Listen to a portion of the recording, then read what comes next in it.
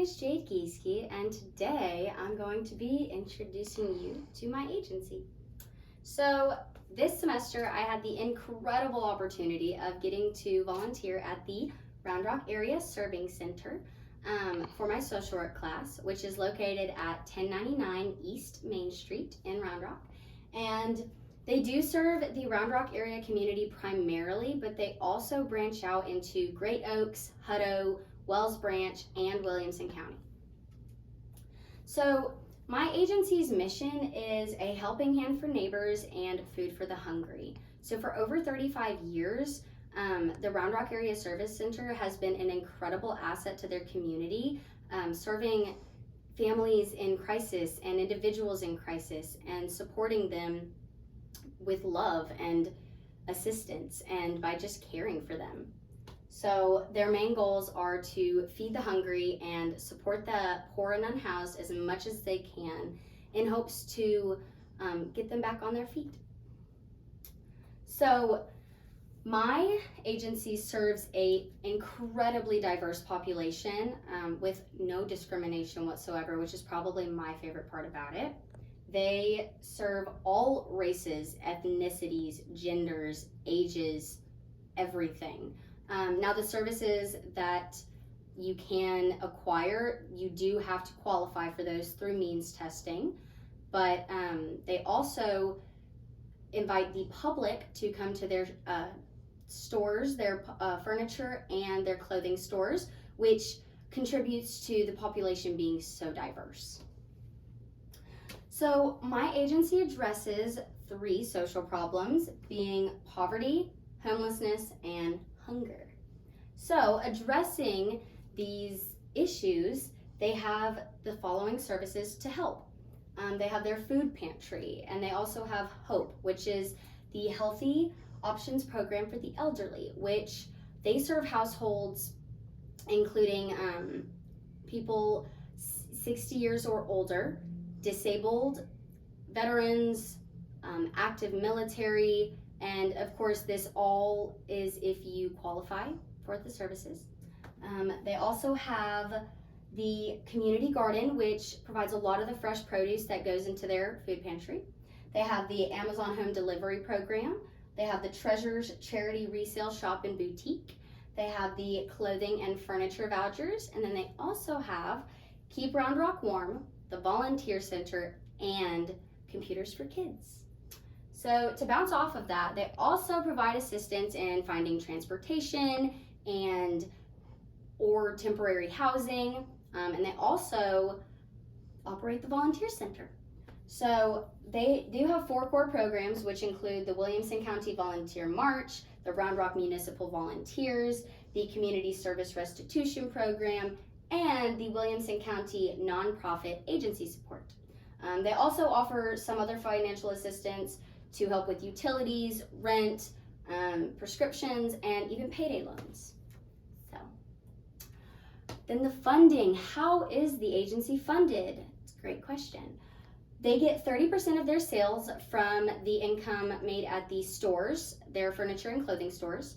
The next 50% comes from grants given by the City of Round Rock, the City of Hutto, Williamson County, and our favorite, the Central Texas Food Bank.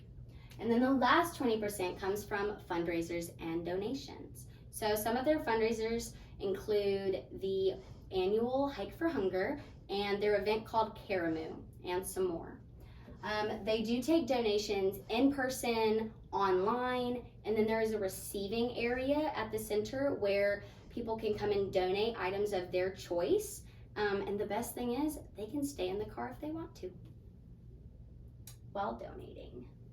So my roles and responsibilities here at the center was a volunteer, and I also was given the bonus role of getting to help my volunteer coordinator do new volunteer orientation every other Saturday at 1:30, and that was just incredible. I totally loved doing that all the way.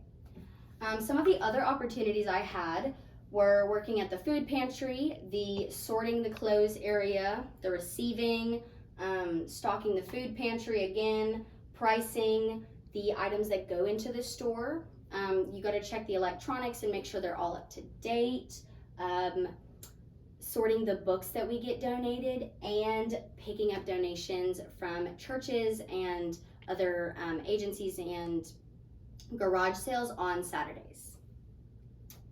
So there's some primary agencies that work hand in hand with the Round Rock Area Serving Center to help make sure they have all the items needed to provide for their community.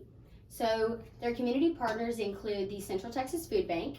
They have 5 different HEBs that donate bread. They use some local restaurants, and then they also use Sprouts, Randall's grocery stores, and Walmart. So about 6 times a week, volunteers will drive to these areas and pick up the donations from the food. And this is also the main reason that the shelves in the food pantry stay so stocked all the time.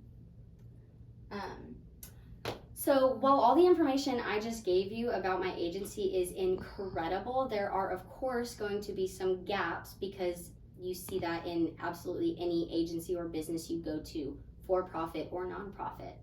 So some of the gaps I noticed within my agency were that the staff and the volunteers were not always aligned on when training the new volunteers. So that led to some inconsistent explanations and responsibilities, which, slows the process down a little bit. And then there was a lack of set times and tasks. So the volunteers could come and go as they please. And we're not exactly given specific tasks, so they get to choose, which leads to inefficiency and work not being distributed equally, which is not the most productive way to handle a volunteer center. And then there was a lot of lack of supervisor oversight. So you saw a lot of volunteers just sitting in the break room for hours on end, racking up volunteer hours, but not actually doing anything because of this lack of oversight. Nobody's coming and saying, hey, y'all need to get up, you need to do work. So that makes things kind of difficult. But I did let my volunteer coordinator know all of these issues that I witnessed, and so hopefully some changes will be made. But to end on a good note, I learned so much from this opportunity and this experience, and I created some incredible memories that I will never forget. And one of my favorite has to be, there was a volunteer who was visibly frustrated with this client while taking them through the food pantry, and that did not sit right with me. So I went in and I said, hey, let me take over for you. And when I did, I was able to have incredible conversations with this client and gain new perspective and put a smile on their face, which put a smile on my face for sure and made my entire week. And those are the moments I live for while volunteering. So that was incredible. And then my biggest lesson learned would probably have to be a new appreciation for my life and the opportunities that I have been given throughout my entire life to get me as far as I have come. And I learned that not everybody gets those opportunities, and that's sad. So I also learned that poverty is definitely not what I thought it looked like, and there's a lot more of it in the world today than I ever thought possible. I also learned but got a new, or if you want to call it a renewed, appreciation and respect for those who go and ask for help and have no shame, because there is no shame when asking for help. But these people go and they ask for help and they get the services they need, and that taught me that I can do the exact same thing. I am capable of that too. And last but not least, I learned that I'm a lot more privileged than I ever thought I was, because I have such a big support system within my family and my friends. And I learned that not everybody has those support systems, let alone even a single person to help support them. So I am beyond grateful that I got the opportunity to go be a couple people's support systems and help them out while I had the opportunity. So that was incredible. Thank you so much for watching and listening. On that, Final note, I want to say that, again, I'm so grateful to have been able to help the less fortunate. And I do understand that college is a privilege. And not everybody gets that. And so while these hours were mandated, I am so grateful for them and think they are an incredible opportunity for kids to go learn and get new perspectives. So yeah, I loved this opportunity to volunteer. So thank you for watching.